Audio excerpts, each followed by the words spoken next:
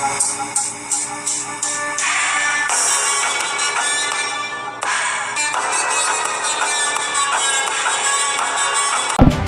के नाम पे दुनिया को तोड़ के, लोगों को तोड़ के, सबसे बड़ा बात है मेक इन इंडिया। क्या है नतीजा मेक इन इंडिया का? हमारे बच्चे जो पतंग उड़ाते हैं उसके मांझा तक चाइना से आता है, नाखून काटने का नेल कटर तक चाइना से आता है, शेविंग ब्लेड तक चाइना से आता है, राष्ट्रीय ध्वज भी हमारा तिरंगा चाइना से बनाया हुआ। भाजपा सरकार को विदा करना है इस भारत से, इसलिए 8 साल हुए नरेंद्र मोदी जी प्रधानमंत्री बने हुए हैं। हर चीज में, हर इकोनॉमी भी खत्म, कर्जा बढ़ गया, रुपये वैल्यू गिर गया, प्राइस राइज हो गया, किसी सेक्टर में सुधार नहीं आया, पीने का पानी मिला, न सिंचाई का भरपूर पानी मिला, न गरीबों का कोई अच्छा देखभाल हुआ। तो किसका लाभ हुआ, किसका फायदा हुआ? फायदा कुछ नहीं हुआ, विनाश हुआ। और साथ ही साथ बहुत बड़ा खतरा, धर्म के नाम पे दुनिया को तोड़ के, लोगों को तोड़ के, सबसे बड़ा बात है मेक इन इंडिया। क्या है नतीजा मेक इन इंडिया का? हमारे बच्चे जो पतंग उड़ाते हैं उसके मांझा तक चाइना से आता है, नाखून काटने का नेल कटर तक चाइना से आता है, शेविंग ब्लेड तक चाइना से आता है, राष्ट्रीय ध्वज भी हमारा तिरंगा चाइना से बनाया हुआ इंपोर्ट करते हैं। कहाँ गया खादी हमारा बुनकरों का क्या हाल है? क्या हो रहा है? फिर मेक इन इंडिया किधर गया? तो क्या नतीजा निकला?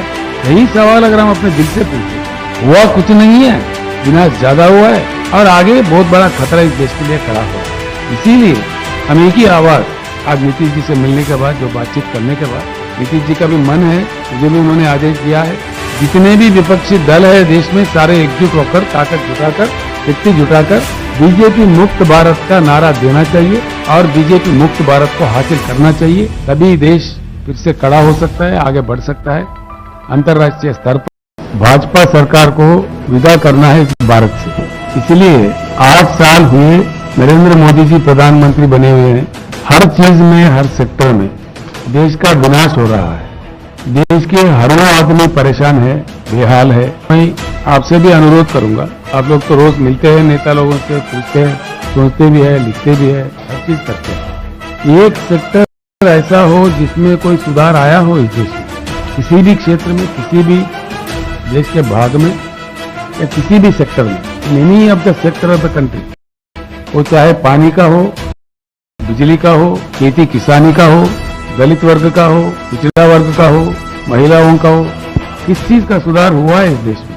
अगर किसी का भी सुधार हुआ होता तो देश का यह हालत नहीं बनता। डॉलर के प्रति रुपया का इतना गिरावट, मोदी जी से पहले 14 प्रधानमंत्री रहे, किसी भी समय इतना बुरा गिरावट नहीं हुआ जो आज हो रहा।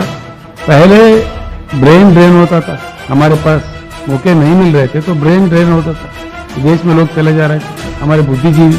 आज जिस प्रकार का नीतियां बन रहा है उसको लेके कैपिटल ड्रेन हो रहा है, सारा ही पूंजीपति भाग रहे देश से, देश का बड़ा बुरा हाल हो रहा है।